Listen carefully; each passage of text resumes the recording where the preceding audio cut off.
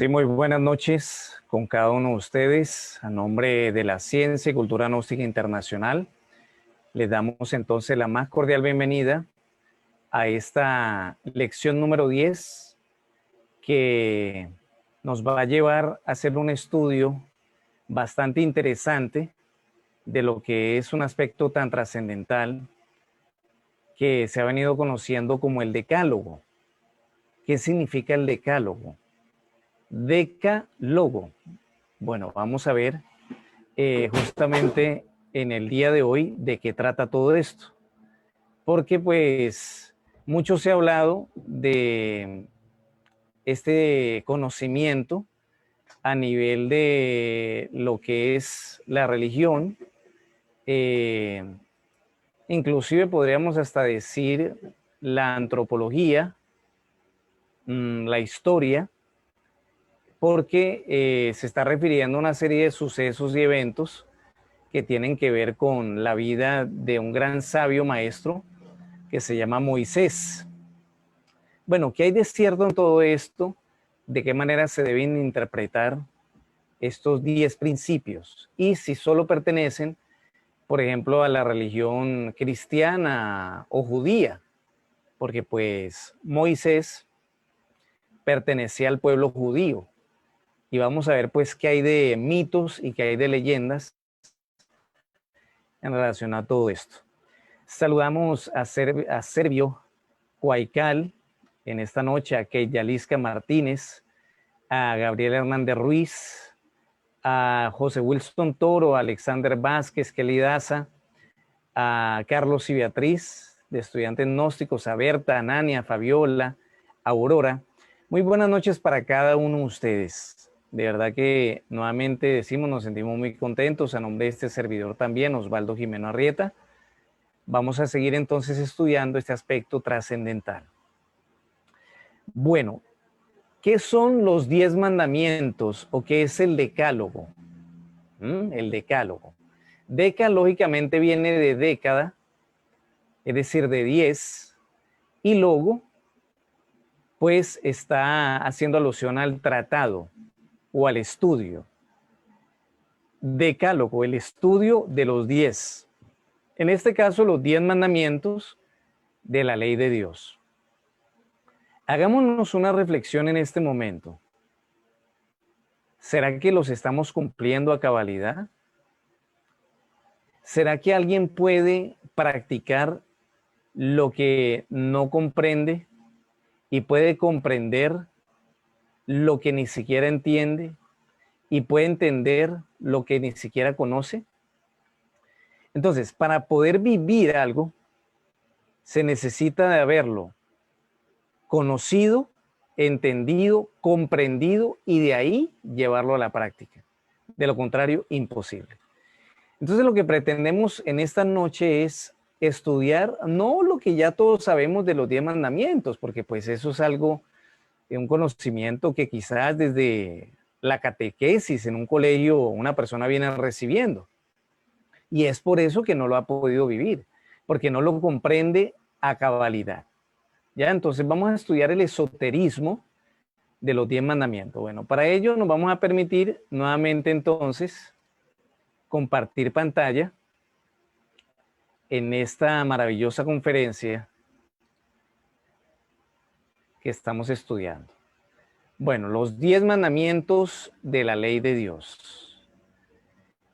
Acá tenemos a Moisés, un gran maestro de la religión judía, y se dice que Moisés existió hace unos cuantos miles de años por una población de acá, del planeta Tierra, que se llama Egipto, que él se levantó en Egipto siendo judío, pero como hijo del faraón, y pues que eso fue hace, vuelvo y repito, unos 5 o 10 mil años atrás, en todo lo que se desenvolvió en relación a todos esos fenómenos sobrenaturales, pero que gracias a la sabiduría de los grandes maestros se nos dice de que Moisés no existió hace 5 o 10 mil años. ni siquiera en este país llamado Egipto actualmente, sino que Moisés existió hace alrededor de 18 millones de años y que fue el líder del pueblo de Israel, el cual fue liberado del faraón de Egipto, y que todo esto es algo completamente simbólico, en ocasiones alegórico y en ocasiones literal, porque sí sucedió. Es por eso que los conocimientos de la Biblia han venido a ser tan controversiales y tan poco entendidos, porque no se sabe qué sucedió en realidad en el mundo físico y qué está hablando un simbolismo. Solamente los grandes maestros de conciencia despierta pues lo pueden decir. Entonces, en relación al decálogo, debemos decir que estos 10 mandamientos se deben interpretar a través del esoterismo. Pero para nosotros aclarar conceptos, porque puede ser que alguien que esté escuchando o viendo este video, necesitamos entender realmente qué es el esoterismo. Porque una persona de pronto podría pensar que se trata de brujería, de santería, de cosas raras, porque de pronto el esotérico del pueblo o de algún lugar se publicita por la radio diciendo que lee el tarot, diciendo que lee el tabaco, el café, la coca, etcétera, etcétera, etcétera. Pero en realidad, de verdad, nosotros debemos decir que el esoterismo es tan solo una de las clases de conocimiento. Hay dos clases de conocimiento a saber, como por ejemplo, el conocimiento exotérico y el conocimiento, como estamos diciendo, esotérico. ¿Qué significa cada uno? El conocimiento exotérico tiene que ver con lo exterior, lo superficial, lo que está fuera del ser humano. Pero el conocimiento esotérico es el conocimiento profundo, real y trascendental que nos permite conocer la realidad de los fenómenos existentes. El conocimiento exotérico es aquel conocimiento que nos permite ganarnos la vida, que tiene que ver con la vocación, con la profesión, con la ocupación, con que si eres ingeniero, doctor, zapatero, panadero, etcétera, y que es un conocimiento pues que se necesita para poder existir. Pero en modo alguno el conocimiento exotérico le faculta a una persona para comprender los grandes misterios de la vida y de la muerte y el objetivo mismo de su existencia. Necesita partir del conocimiento esotérico, que tiene que ver con ese prefijo eso, que es profundo, real, trascendental, y que le lleva a el conocimiento de sí mismo, el conocimiento de las leyes de la naturaleza, las cuales son 48, y el conocimiento también de cómo trascenderlas. Entonces, se ha conocido el decálogo, los 10 mandamientos, desde el punto de vista exotérico, que tiene que ver con la parte superficial. Y no vamos a hablar hoy de eso, como repito, vamos a indagar en los profundos misterios que envuelve cada mandamiento de la ley de Dios. Bueno, en primer lugar tenemos a amar a Dios sobre todas las cosas y al prójimo como a uno mismo. Esto significa que para amar, en este caso a Dios, no sería posible si previamente no conocemos a Dios. Llevémoslo al terreno práctico de la vida de una persona. ¿Será que alguien puede amar a otra persona, así se conozcan por internet, sin previamente haberse conocido, así sea por ese medio tecnológico? Pues no, porque algo tiene que conocer de aquel que aspira a amar. Y estamos hablando de que parte de conocer su forma de pensar, de sentir, de actuar físicamente, tiene que conocer a alguien para poderlo amar. Nadie se va a casar en el mejor de los términos verdaderamente si no conoce al otro con el que va a contraer semejante responsabilidad y va a emprender semejante empresa. Asimismo, nosotros no podríamos amar a Dios si no lo conocemos, y mucho menos y al prójimo como uno mismo. Entonces necesitamos preguntarnos en este momento, ¿qué es Dios? ¿Qué es Dios y dónde está? Decíamos la clase pasada, ¿será que Dios es un ancianito venerable en algún lugar del universo? ¿O no será que Dios son fuerzas, como por ejemplo la caridad que expresa una Madre Teresa de Calcuta, o un San Francisco de Asís, o un San Martín de Porres, etcétera? ¿No será que Dios acaso no es la naturaleza? Cuando uno, por ejemplo, a nivel de la naturaleza, ve, por ejemplo, un atardecer, o ve, por ejemplo, un amanecer, o ve, por ejemplo, un valle, unas montañas, se da cuenta de que Dios tiene una cara visible y una cara invisible. Y que esa cara visible, que es la naturaleza, nos lleva a saber que Dios, en ese sentido, pues es la misma naturaleza. Ese Dios visible. Y que si uno no reconoce a Dios en la naturaleza y la mata, matando animalitos, matando plantas, contaminando el aire, contaminando las aguas, contaminando la tierra, ir a una playa, ir a un río, ir a un lago y no importarle si dejan un basural ahí en la playa, no importarle si se contaminan las aguas de cualquier manera, con pinturas, con todo tipo de químicos. Si esa persona no reconoce a Dios en la naturaleza, jamás podrá cumplir con el mandamiento, amarlo por sobre todas las cosas. Nosotros tenemos que saber que Dios parte de ese principio divinal que se llama la esencia en ti y en todos los seres vivientes.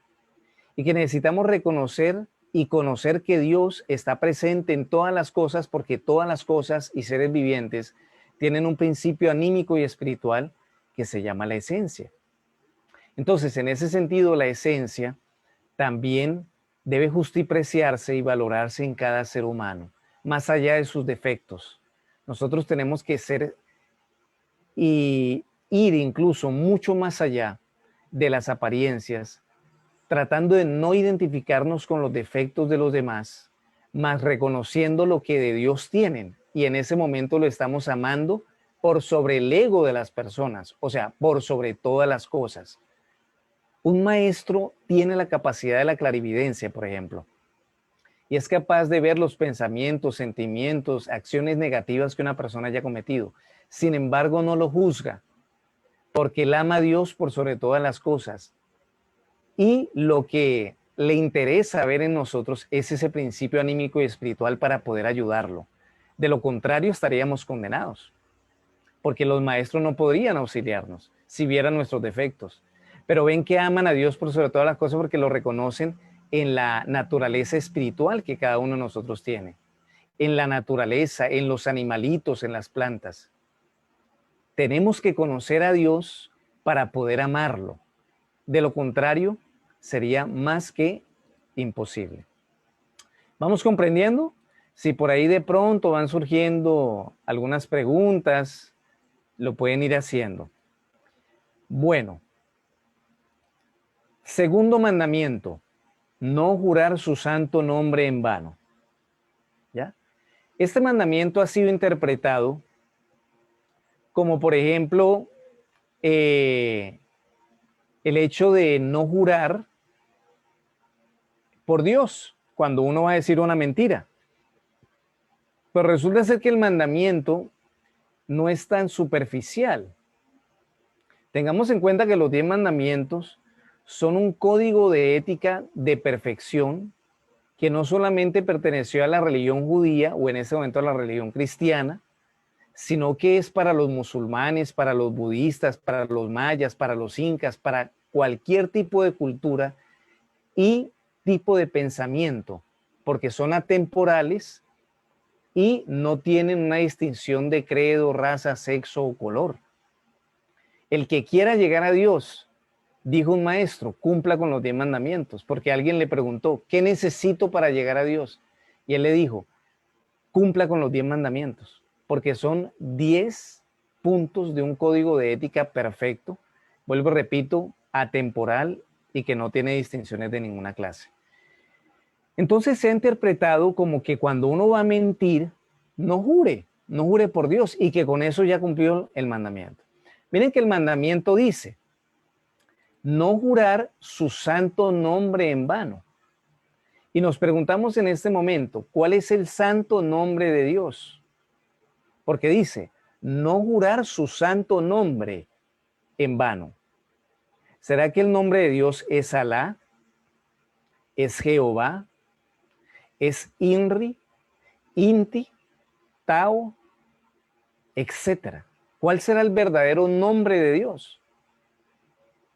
Fíjese que la Sagrada Biblia, en el Evangelio según San Juan, científicamente estudiado, nos enseña lo siguiente. En un principio era el Verbo, y el Verbo estaba con Dios, y el Verbo era Dios, o sea, era Dios, y por él todo lo que es hecho fue hecho. ¿Ve? Entonces se está refiriendo al Verbo como el nombre de Dios, porque dice, y el Verbo era Dios. O sea, el Verbo, nuestra palabra, la capacidad de hablar, es el nombre de Dios. Lo que pasa es que está en clave. ¿Me están comprendiendo? Estamos estudiando el esoterismo de los 10 mandamientos. Entonces se está refiriendo a que no jurar su santo nombre en vano es no utilizar el verbo en vano. ¿Y cómo se utiliza el verbo en vano? Pues para ofender, para criticar, para ultrajar, como estamos viendo acá, para discutir. En un momento dado, a nivel de un juzgado, se le dice a una persona, jura y promete decir la verdad y nada más que la verdad. Y a veces los abogados, los jueces, los diputados, el acusado, la defensa, juran a sabiendas de que están defendiendo a un corrupto, a sabiendas de que ese que está ahí violó una mujer y unos niños. Y por dinero dicen, juro por Dios, decir la verdad, que resulta ser que eso es un fraude. El valor de la palabra se ha perdido. Nos comprometemos a cosas que no cumplimos. Ofendemos a otros con la palabra, laceramos muchas veces al cónyuge, a los hijos, a las demás personas con la palabra.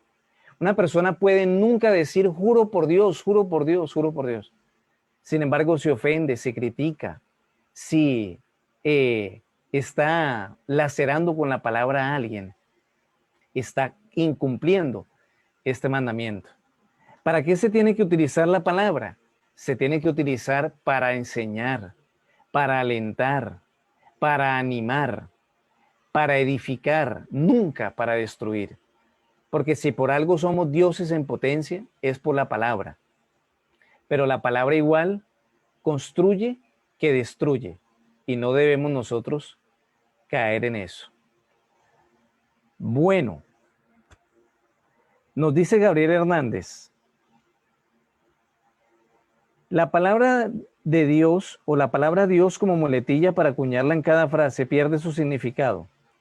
Así que procuro no decir frases como si Dios quiere, Dios mediante, gracias a Dios, cuando no hay un contexto que lo valide. Sí, es cierto, la palabra Dios no se debe utilizar como cualquier cosa.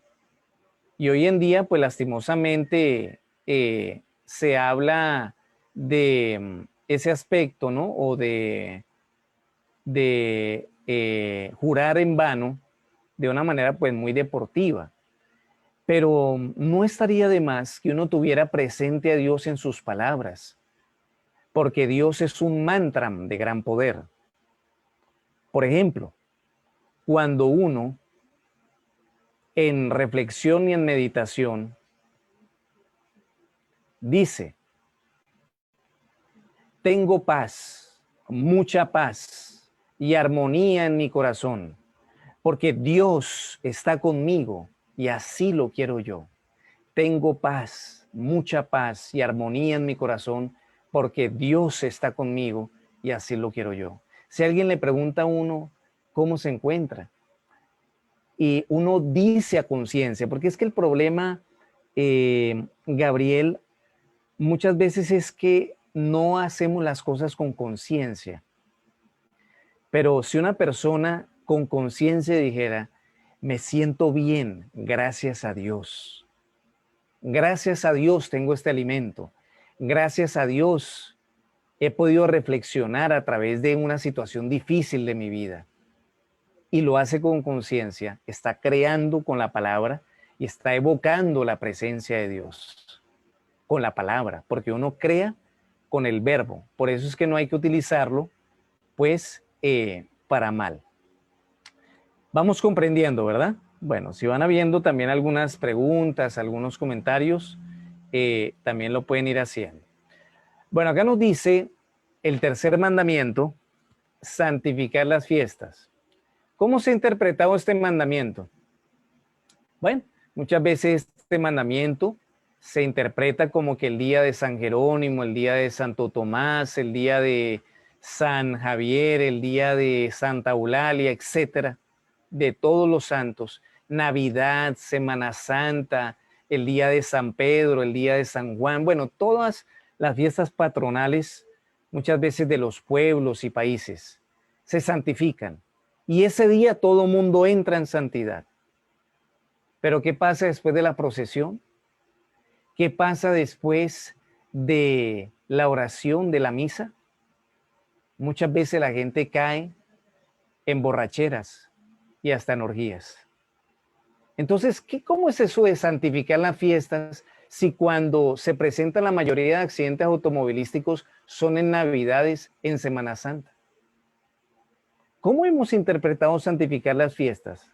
¿A qué fiesta se refiere el mandamiento esotéricamente? ¿Será que santificar las fiestas es subir Monserrate de rodillas? Tratando de agradar a Dios, matando al mismo Dios naturaleza, que es ese cuerpo. Para los que no son acá de Colombia, Monserrate es un cerro que se halla en la ciudad de Bogotá, que queda pues bastante alto. Ahí hay personas que suben por hacer penitencia, con frijoles en los zapatos, con lentejas en los zapatos, para lacerarse a sí mismos o sencillamente, como vemos acá en imagen, de rodillas. Hay algunos que en Semana Santa se hacen clavar en las manos físicamente para disque agradar a Dios. Pero ¿será eso santificar las fiestas? ¿No será que el mandamiento nos está llamando es a santificar las fiestas del alma? Fíjense que hay una frase que dice, muchas veces cuando el cuerpo ríe, el alma llora. Y muchas veces cuando el alma llora, es cuando el cuerpo está riendo. Entonces fíjense ustedes que una persona desequilibrada ríe y se está degenerando anímicamente cada vez más. Muchas veces emborrachándose, dándose al adulterio, a la infidelidad, en vanos placeres. Uno tiene que aspirar a la felicidad, pero una felicidad y una alegría sana. Tiene uno que aprender a vivir, porque la manera en que ha venido viviendo es la que le ha venido dando unos resultados indeseados en su vida. Y prueba de eso que no ha alcanzado la verdadera felicidad. Entonces la gnosis nos enseña a vivir. Necesitamos aprender a vivir. Una persona para santificar las fiestas no necesita emborracharse. No necesita solo portarse bien en la Semana Santa, en la Navidad, para después hacer todo lo contrario, ¿no? Santificar las fiestas significa que muchas veces cuando el cuerpo llora, o sea, la humana persona está pasando por enfermedad, por carencia, por determinadas circunstancias difíciles, la persona aprende muchas veces más de los momentos donde tiene abundancia, salud, dinero, compañía. Muchas veces eso no lo lleva a la reflexión, lo lleva a la reflexión los momentos de necesidad. Pero cuando una persona va despertando conciencia, el cuerpo ríe y el alma también está satisfecha. ¿Por qué? porque hasta el mismo cuerpo físico y la vida física de la persona se va convirtiendo en una sola, se va amalgamando la voluntad de la persona con la voluntad divina. Entonces el cuerpo ríe y el alma también. ¿Por qué? Porque la persona se ha sintonizado y está cumpliendo la voluntad de su ser, de su íntimo, o sea, de Dios. ¿Se está comprendiendo? Santificar las fiestas son las fiestas del alma, no las fiestas del patrón del pueblo, porque ya ven ustedes cómo se celebra. Después de la misa muchas veces, hileras de cajas de cerveza y no digamos lo que pasa después.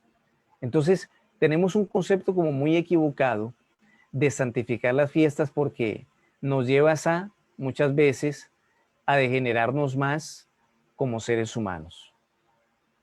Bueno, yo creo que vamos comprendiendo. Nos dice el señor Agredo, entonces somos estaciones de radio creando y destruyendo a través de nuestro parlante bucal. Con todo respeto, los medios de comunicación hoy en día, la gran mayoría, se han convertido en unos medios muchas veces cuyos representantes, no todos, porque hay eminencias de la radio, eminencias de la televisión, cuando esto se utiliza para enseñar, pero la mayoría de programas se utiliza para criticar, para burlarse de los demás, para agredir, etcétera, etcétera, etcétera. Pero eso lo vamos a ver también en el séptimo mandamiento. Cuarto mandamiento, honrar a padre y madre. Lógicamente tiene que ver con honrar a ese par de viejitos, a ese par de padres físicos que, fíjense lo que vamos a decir, ellos no tenían la obligación de levantarnos a nivel de un alimento, de una educación, de darnos cariño, no. Hay padres de familia que no lo hacen, pero los nuestros lo han hecho, independientemente pues de si alguien ha tenido una mala experiencia, pero hasta esa mala experiencia o esos seres que de pronto trataron mal a un hijo, uno lo que debería tener es agradecimiento con ellos. ¿Por qué? Porque ellos, así sea que se hayan portado mal en algunos casos, sirvieron de instrumento para que usted tenga una existencia, tenga un cuerpo físico. Pero si ellos se portaron bien, pues lógicamente tenemos mucho que agradecerles cuando ellos estén en una situación de una invalidez física, de que ellos no puedan valerse por sí mismos y necesitamos apoyarlos desde económicamente como moralmente para que ellos se sientan bien. Necesitamos cultivar en nosotros esa virtud del agradecimiento. Pero en realidad el mandamiento, esotéricamente hablando, se está refiriendo a amar a Dios Padre, que es sabiduría, y a respetar a Dios Madre, que es amor. Una persona que no elimina el ego, que es lo falso dentro de nosotros, no se puede integrar con Dios Padre, que es la sabiduría, que es lo verdadero dentro de nosotros.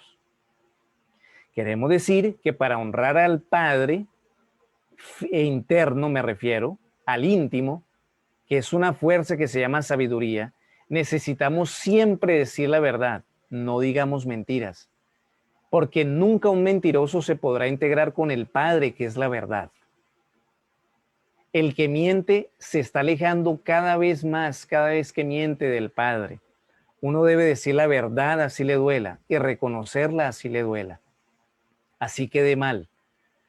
Uno tiene que ser una persona sincera, honesta, clara, pristina, cristalina. Sí, no darse a la hipocresía. El que se da la tarea de eliminar el ego y de decir la verdad, o sea, no mentir, honra a su Padre, que es la verdad, que es la sabiduría. Y una persona que no odia, no guarda rencor ni resentimiento, así le hagan lo que le hagan, es una persona que está honrando a su madre, que es la fuerza del amor. Pero cuando una persona odia, guarda rencor, resentimiento, así le hayan hecho lo que sea, el problema de los demás es el problema de los demás, su ego. Pero el problema de uno es uno resentirse por lo que le hacen. Y si alguien le ha hecho algo a uno, quizás es porque uno se lo debe de esta o anteriores existencias. Eso es algo matemático, porque no le pasan cosas malas a personas buenas o que hayan siempre hecho el bien. A través del transcurso de nuestras existencias, esto lo vamos a ver en la clase número 15, reencarnación, retorno y recurrencia, vamos nosotros a ver que hemos cometido muchas faltas y que hoy en día se están pagando, pero que lógicamente eso puede tener un límite y un fin. Entonces, en relación a este mandamiento, debemos saber que Dios como Padre es la sabiduría y Dios como Madre es el amor. Por lo tanto, el que elimina el ego honra al Padre y el que elimina el odio, entonces honra a la Madre, que tiene que ver con esa fuerza maravillosa del amor. Necesitamos aprender a perdonar, necesitamos aprender a aceptar con agrado las reacciones desagradables de los demás, porque dice el Cristo, ¿qué mérito tiene amar a quienes os aman? Más mérito hay en amar a quienes os odian, porque en que os améis los unos a los otros, comprenderéis que sois mis discípulos. Y el Cristo estaba hablando de psicología revolucionaria, y una psicología tremenda, porque si hay algo difícil es aceptar con agrado y devolver mal o por el mal que se nos hace, bien a esa persona. Aceptar con agrado las reacciones desagradables de los demás y perdonarles para cancelar toda deuda que tenemos con ellos. Y eso realmente es revolucionario. Lo reaccionario es lo de siempre. Me ofenden, ofendo. Si me agreden, agredo. El que me la hace, me la paga. Y eso se llama ser un tonto. Porque el que odia está esperando que esa persona se beba una taza de veneno, que es la que está ingiriendo cada vez que acrecenta el odio en su corazón. La misma persona. Entonces, vean ustedes que son cátedras para la conciencia y que cuando se nos habla de honrar a padre y madre, se está refiriendo a algo muy trascendental, pero parte de honrar a ese par de padres físicos que nos han dado la vida. Quinto mandamiento, no matar. ¿Qué opinan ustedes de este mandamiento? Bueno, mientras de pronto surge alguna opinión, vamos leyendo algunos comentarios. Nos dice José Luis García Gutiérrez, es que tenemos conceptos equivocados.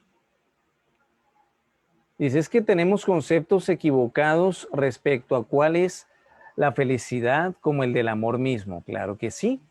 Y por eso estamos estudiando la doctrina gnóstica. Doris Emilvia Giraldo, hay personas que viven orando y llevan una vida de placeres desenfrenada. La diferencia no está solamente en orar o no orar. La diferencia no está en sentarse en las primeras bancas de las iglesias, cualquiera que sea la religión. La diferencia está en cumplir estos 10 mandamientos, pero para cumplirlos se necesita conocerlos y guardarlos en nuestro corazón para cumplirlos. Esa es la diferencia en el comportamiento de las personas. Alguien se puede leer la Biblia de pasta a pasta, pero no así encarnar los principios, porque conocer no es lo mismo que saber. Conocer lo hace cualquiera, leyendo. Saber es experimentar, llegar a la comprensión unitotal de eso que uno ha venido conociendo, para poderlo vivir. Por eso es que estamos hablando del esoterismo, de los 10 mandamientos para poderlos vivir. Bueno, decíamos en este mandamiento, ¿qué es lo que se mata? Acá no está hablando que se mata solo la vida humana. Aquí se está hablando de que se mata la vida en general. Miren lo que vamos a decir, compañeros. La misma vida que está en un ser humano es la misma vida que está en las plantas. La misma vida que está, por ejemplo, perdónme lo que voy a decir, en un perro de pronto que tiene sarna en las afueras de un mercado, de una plaza de mercado. Es la misma vida que está en una persona de estrato social 6, o con todo respeto en el presidente de la República, o en el sumo pontífice de cualquier religión. Es la misma vida que está en ese perro sarnoso. Y podría sonar de pronto un poco fuerte lo que estoy diciendo. Pero cuando el Cristo dijo, yo soy el camino, la verdad y la vida, se estaba refiriendo a que Él es una fuerza cósmica, no una persona, que palpita en cada átomo como en cada sol. En un animal que muchas veces decimos me da asco, indeseable, como en un animal tan hermoso como lo es un león o un águila o un elefante. Es la misma vida que está en una rata, en una cucaracha. Por lo tanto, la vida humana es igual. ¿Ve? No hay diferencia en esto. La vida es la vida. Y el mandamiento dice no matar. Entonces necesitamos entender que la vida en este momento se está dañando y se está matando físicamente a nivel de animales, de plantas, del medio ambiente, también de los seres humanos, pero que no solamente se mata, por ejemplo, con un cuchillo o un arma de fuego o talando un árbol, sino que se mata con las malas palabras, se matan las ilusiones de una mujer, un esposo machista, un esposo que le dice a la mujer que no la quiere, que es un estorbo. Perdóneme lo que estamos diciendo, pero eso se ve, violencia familiar. Cuando a veces se le dice al hijo, usted es un inútil, un bueno para nada. ¿Qué es eso? Eso es matar. Está matando los sentimientos de una pobre criatura. ¿Ve? Entonces, en ese sentido, debemos entender ese mandamiento de no matar, porque no solamente se mata con un arma de fuego o con un cuchillo. Bueno, hemos llegado a un mandamiento que dice no fornicar. Pero, ¿qué es no fornicar?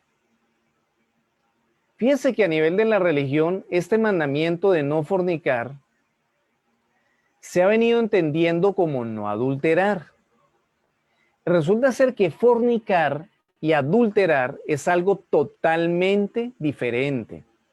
Mucha atención, por favor, a lo que estamos diciendo. ¿Cómo se le ocurre a una persona pensar que Moisés, el gran líder religioso de la religión judía, un iluminado, al que se le apareció el Señor Jehová en contadas ocasiones, o sea, un hombre exaltado espiritualmente, debía ser brillante, súper inteligente y sabio, iba a redundar diciendo que fornicar es lo mismo que adulterar? Y además, ¿cómo el Señor Jehová, siendo Dios, iba a redundar también en ese mandamiento, dándole a Moisés en las tablas el hecho de que fornicar y adulterar era lo mismo? ¿No ve que el mandamiento dice, el sexto, no fornicar, y el otro dice, no adulterar? ¿Qué es cada cosa? Por favor, mucha atención. Fornicar viene a ser aquello que la Biblia dice, que todo pecado no es tan aborrecible como el pecado que el hombre comete contra sí mismo. Y en el capítulo 15 del libro de Levítico, y los insto por favor a investigar, a estudiar en la Sagrada Biblia, capítulo 15, versículo 16 del libro de Levítico dice: todo hombre que tuviere derramamiento del enseminis, o sea, del semen, lavará en aguas toda su carne, o sea, su cuerpo, y será impuro hasta la tarde. ¿Qué quiere decir esto? Que la fornicación está condenada por la divinidad. No dice a veces se puede o a veces no se puede fornicar, dice no fornicar, o sea, no perder la energía sexual. El derrame del ensémenis en el hombre y en el vitriolo sexual femenino, porque la mujer fisiológicamente también tiene un proceso de pérdida de energía. ¿Ve? Y adulterar, o sea, no desear la mujer del prójimo es otro mandamiento. ¿Cómo Moisés iba a redundar? O el Señor Jehová, estamos diciendo. ¿Ve?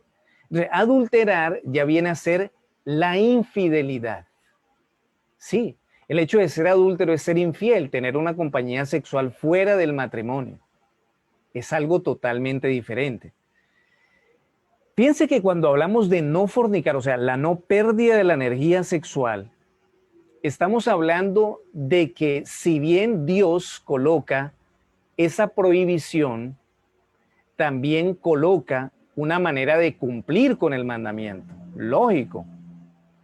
Resulta ser que en ciertas investigaciones de un gran científico llamado Bronce Squat, de origen americano, en el siglo pasado, al igual que las investigaciones de la Sociedad Oneida de Italia, a través del método Carezza se pudo verificar que cuando un hombre y una mujer se aman con las cosas propias de los enamorados en pareja, como matrimonio que son, se magnetizan y se recargan de unas energías tan poderosísimas momentos antes de perder la energía sexual. Porque ya cuando se pierde la energía se da una especie de electroshock. Y en ese momento, entonces queda solamente el vacío y el hastío. Cuando momentos antes de perder esa sagrada energía sexual, se estaba en una voluptuosidad inefable.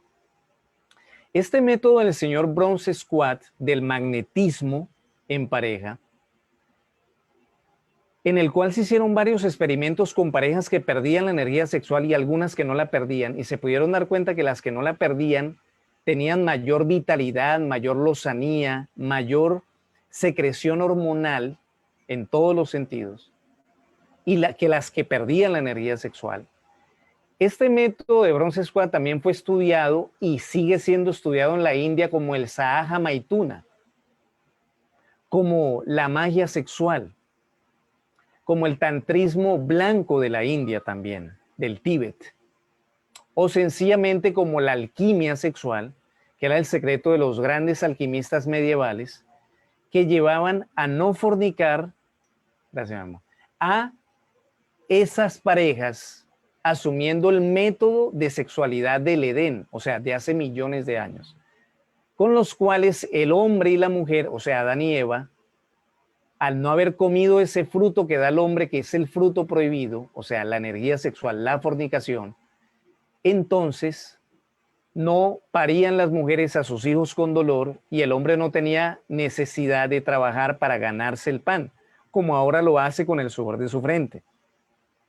Estamos hablando de que este término de la transmutación sexual o de la sublimación de la energía creadora viene a ser entonces el método de sexualidad normal, no la infrasexualidad en la cual hemos caído como humanidad.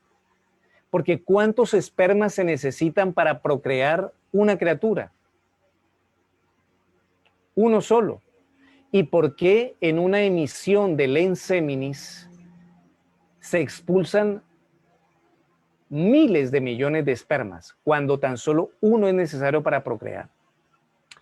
Entonces, el esoterismo de los 10 mandamientos o este aspecto trascendental tiene que ver con la no pérdida de la energía creadora, pero también el derecho legítimo que tiene el hombre de disfrutar de la sexualidad. O sea, se debe tener la sexualidad en pareja, pero saber hacerlo y transformar sabiamente la energía creadora. Les vamos a pedir que en la clase número 12, que vienen 2 clases, estén muy atentos. Igualmente en la clase número 19, los que vayan a los cursos presenciales, porque allí vamos a hablar ampliamente de la transmutación de la energía creadora. Entonces, fornicar tiene que ver con la pérdida de la energía sexual. Pero cuando no hay pérdida de la energía sexual, la pareja se magnetiza y adviene la abundancia, la comprensión entre ellos, el amor, y no viene, por ejemplo, el hastío después de que se tiene la relación sexual, porque ya se satisfizo el deseo y lastimosamente solo queda un vacío luciférico, y con el tiempo va llegando esa persona a la miseria de la ruina total, porque la fornicación y el adulterio llevan a ser, así suena un poquito fuerte la palabra, un verdadero desgraciado, porque desgraciado, repito que no es una mala palabra, es aquel que pierde la energía sexual y pierde la gracia de Dios, porque allí está contenida. Séptimo mandamiento, no hurtar. Estamos hablando de que no hay que robar, así sea 100 pesos o millones de pesos, porque el mandamiento no dice no robar o no hurtar de tal cantidad para arriba, se está refiriendo en general. Pero resulta ser que se hurta también dinero que no debería ser, porque en algún momento le hará falta a esa persona, y también se hurta el honor de las personas, por ejemplo, con malos tratos, como vemos acá en pantalla, o robándole la dignidad a una persona, ultrajándola, a una mujer, a unos hijos, hablando mal de otra persona. Y eso realmente en una persona que quiera hacer una obra de tipo espiritual e ingresar por ese camino que hablábamos en la lección número 8, lógicamente no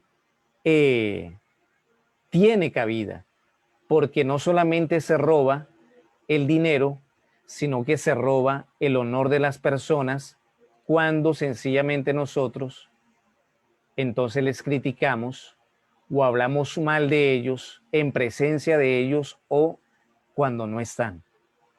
Mire que muchas veces el chisme y la calumnia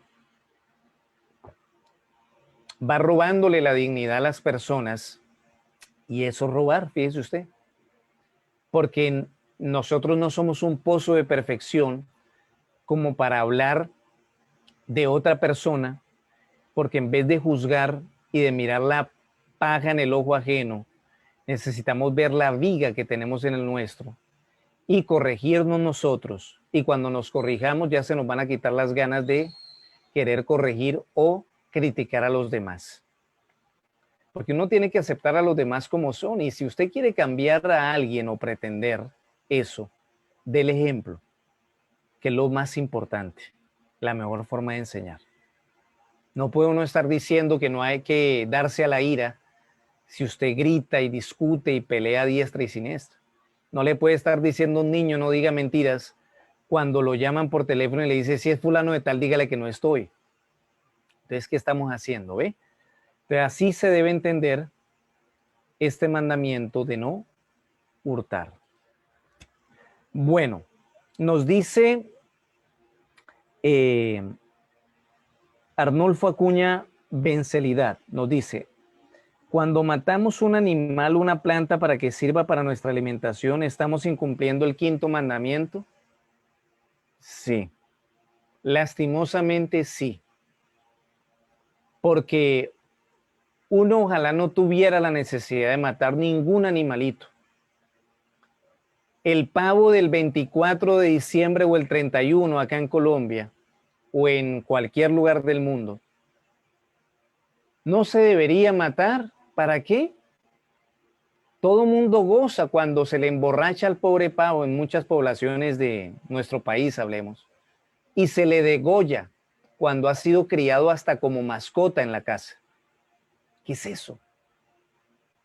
Nos hemos vuelto muy insensibles. Sin necesidad matamos. No hay necesidad de hacerlo. Es mejor ir a comprarlo al supermercado, pero no lo matemos. Para uno tener la necesidad de matar un animalito para su subsistencia, tiene que ser porque está muriendo de hambre. Entonces, una ley superior lava una ley inferior. O sea, usted se está muriendo. Eso es matar su cuerpo. Necesita subsistir. Solo en ese caso no acarrea tanto karma, porque aún así acarrea un karma, y uno no debería matar absolutamente a nada. Estamos hablando para una persona que quiera hacer un trabajo de tipo espiritual. El que no, pues que siga matando el marranito, el pavo, la gallina, el corderito, porque es una persona que no tiene sensibilidad. Una persona que, por ejemplo, dice, me están infestando de las cucarachas o los ratones o las plagas, las hormigas, en mi casa. Pero ¿será que usted es una persona lo suficientemente aseada todas las noches en dejar su cocina limpia para que no lleguen esos animalitos? ¿O les está dando pie para que lleguen? ¿Le está poniendo ahí la comida? ¿Será que usted es lo suficientemente aseado, barriendo y trapeando su hogar como es debido? Y en ocasiones donde verdaderamente ya sea una plaga que atenta contra la vida de su mujer, de sus niños, de usted mismo, en ese momento usted debe preservar su vida y la ley lo ampara en ese caso. Solo en ese caso, cuando son plagas. Y aún así hay maneras de erradicarlas sin necesidad de matarlas, a través de las propiedades de ciertas plantas que tienen esa condición. Pero bueno, como la conferencia no es en sí una cátedra de cómo hacer para crear un pesticida de tipo natural, pues no vamos a seguir más hablando de eso. Pero sí debemos decir que lo cumbre para nosotros es no matar. Octavo mandamiento. No levantar falsos testimonios ni mentir. Nuevamente viene acá a darse el mal uso de la palabra, donde entonces ofendemos, criticamos, nos damos al chisme, a la calumnia, a la murmuración, y estamos siendo injustos con la palabra. Somos personas hipócritas muchas veces si nos damos a esa tarea. Uno no debería por qué estar hablando mal de nadie. Si hay alguien que está cometiendo un error en su trabajo, un familiar, un amigo, vaya y dígaselo de frente. Pero no levante falsos testimonios, no goce en el chismorreo, en la chismografía, porque eso usted no le deja nada bueno. Y si usted ofende, humilla, persigue con la palabra, tenga la plena seguridad de que esa palabra lo va a perseguir a usted y algún día lo humillarán y lo criticarán. Y ahí uno se va a preguntar, ¿pero por qué a mí? Porque usted lo ha hecho muchas veces. Entonces no necesitamos de eso. Necesitamos alivianarnos la vida, las cargas que llevamos. Y no nos echemos más karma encima. Tratemos de tener una rectitud de vida, no levantando falsos testimonios ni mentir. Noveno mandamiento, no desear la mujer del prójimo, diferente a no fornicar, porque acá ya se está refiriendo al adulterio. Pero fíjense que acá dice no desear la mujer del prójimo, o sea que si la mujer es soltera tengo derecho a desearla, tampoco. Que si soy casado entonces sí puedo desear a mi mujer, tampoco. Tiene que quererla, tiene que amarla y tiene que darle lo que ella necesita porque usted es su esposo, usted es un varón, pero no debe desearla porque cuando usted la desea solamente está desarrollando algo que se llama pasión animal y no nos estamos refiriendo a que no exista necesariamente esa atracción porque por Dios nosotros tenemos que ser sensatos y saber que lo más natural es la atracción de un hombre hacia una mujer, pero hacia la suya, si se puede decir. O sea, con la que está casado porque no le pertenece. Y ese varón tampoco le pertenece. pero han tenido un compromiso previo de compartir sus vidas, respetarse y honrarse hasta la muerte, y no hay que desearse. Debe haber atracción sexual, lógico, porque no se van a casar dos hermanitos, ustedes me están comprendiendo. Tienen que quererse y gustarse. Estamos hablando de algo natural, algo que es normal, lógico, pero no desearse, porque cuando usted solamente busca a alguien por deseo, una vez se acaba la belleza física, adiós matrimonio, porque era lo único que generaba un motor en la pareja, el deseo sexual. Entonces el mandamiento no está refiriendo a no desear la mujer del prójimo, o sea, del amigo, del vecino, solamente, sino la propia, no desear. Debemos reemplazar el deseo por la atracción natural, porque se necesita, pero llevar sabiamente la sexualidad. ¿Ve? Si es que queremos hacer de nuestra vida algo más. Porque de lo contrario, estaremos cayendo en esto. Y lógico, la persona que, por ejemplo, como vemos acá en pantalla, desea adulterando, está matando también los sentimientos de otra persona para después quejarse, tanto hombres como mujeres. Una persona que adultera y que le es infiel a otra no la ama. Eso es falso. Que es que yo soy hombre y por eso, y me gustan las mujeres, y por eso tiene una en cada esquina. Un verdadero hombre no hace eso. ¿Ve? Eso lo hace muchas veces un animal intelectual. Y si nosotros queremos dejar de ser animales intelectuales, o sea, que lo único que nos diferencia de los animales es el intelecto, necesitamos que lo que nos diferencie de los animales sea la conciencia, nuestro comportamiento. Ni siquiera los animales adulteran y respetan los ciclos inclusive de la sexualidad. Ahora el ser humano, o mal llamado ser humano, cae en eso. Entonces el adulterio trae divorcios, ruina, infelicidad para la vida de la persona, enfermedades de transmisión sexual. Es que los 10 mandamientos no son porque alguien los diga o los deje de decir, sino porque es incluso por un instinto de conservación, de supervivencia de uno mismo, de valoración de uno mismo, que uno no debe adulterar. No es que si usted engaña a una mujer o esa mujer engaña a su esposo, a Dios no lo puede engañar y nunca encontrará amor en su vida, que es lo más grande que hay. Encontrar a alguien que verdaderamente lo ame a uno es algo muy difícil, como para tirarlo por la borda, matándole los sentimientos a una mujer y a unos hijos por un momento efímero de placer. El deseo hay que eliminarlo y hay que desarrollar una atracción de tipo natural, y la debe haber, porque es un incentivo bastante interesante, y ese fuego de la sexualidad pues se necesita, mas no así el adulterio, ¿ve? O la fornicación. Y finalmente tenemos entonces al 10º mandamiento, que dice no codiciar los bienes ajenos.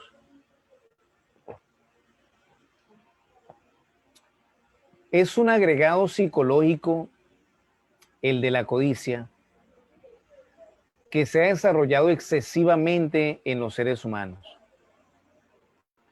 Y nos dice el Dalai Lama que la utopía más grande de esta vida es el hecho de que los seres humanos malgastan toda su vida para conseguir dinero, y cuando ya tienen mucho dinero, generalmente en la ancianidad, quieren emplear ese dinero para recuperar su vida.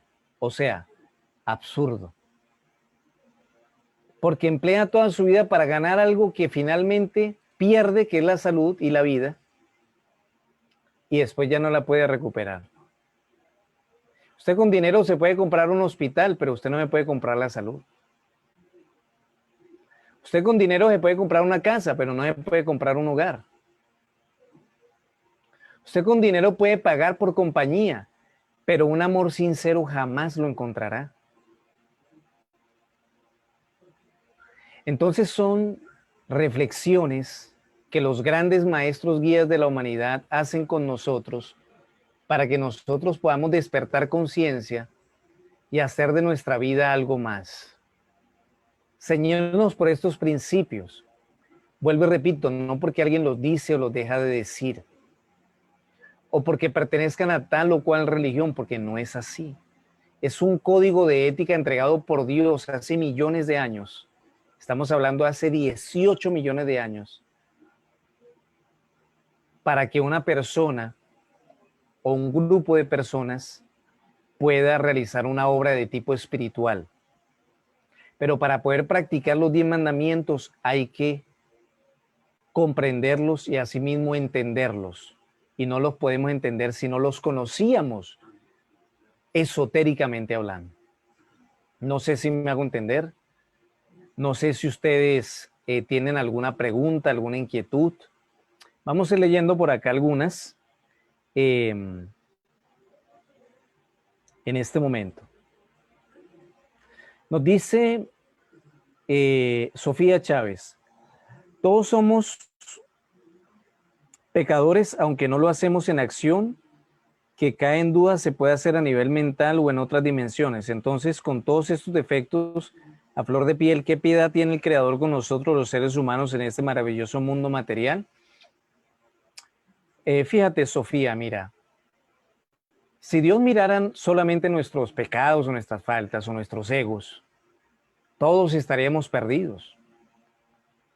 Esa infinita misericordia de Dios, del Creador, y el hecho de que Él reconoce que en nosotros hay una esencia que es lo que más vale en nuestro interior y que tiene deseos de superarse, como considero que es toda persona que está escuchando en este momento y está recibiendo este curso.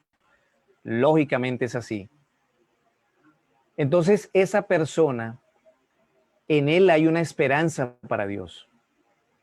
Pero la persona necesita hacer lo que le corresponde como humano.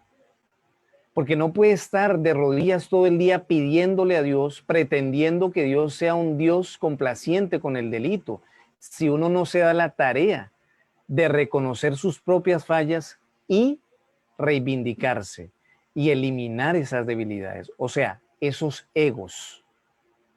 El trabajo de descubrimiento y de comprensión depende de nosotros. Eso no lo puede hacer Dios por nosotros. Por eso que dice el dicho, a Dios rogando y con el mazo dando.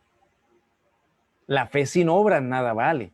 Una persona puede postrarse todos los días de rodillas en las primeras bancas de la iglesia y pedirle a Dios que le mejore su vida.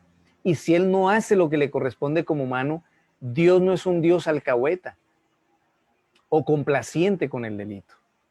Hay un trabajo que debe hacer la persona, o sea, nosotros como seres humanos, de un cambio radical en nuestra vida, de un cambio de actitud, de una reflexión, de voluntad para dejar de hacer lo que uno sabe que no es correcto y lo que Dios y la vida le está mostrando. Y de esa manera Dios nos puede ayudar. Nos dice Nani Monzón, ¿cómo cambia uno cuando la otra persona es controladora? Uno puede ejercer autoridad sin ejercer la violencia. El diálogo y marcar pautas en una relación muchas veces es necesario, cuando los defectos del otro están dañando la relación. Una mujer dice, yo amo a este hombre, estoy casada hace 20, 30 años, me pega, me ultraja, me humilla, no me da para comer, pero sigo con él por mis hijos, por miedo a no tener que comer.